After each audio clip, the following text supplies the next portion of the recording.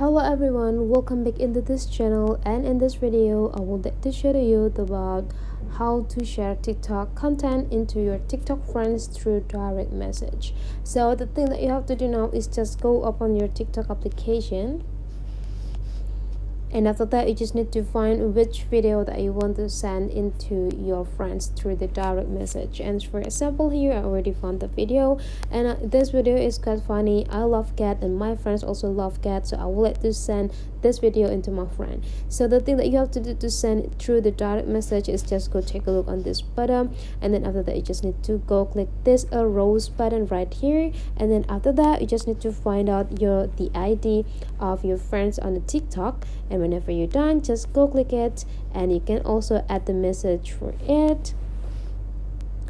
And now you just need to go click send if you're ready to send this video to your friends. So that's all. That's the way how to share TikTok content into your TikTok friends through the direct message. Hopefully this tutorial today is useful for you. So don't forget to leave some comment, like and subscribe into this channel, and I'll see you for the next video.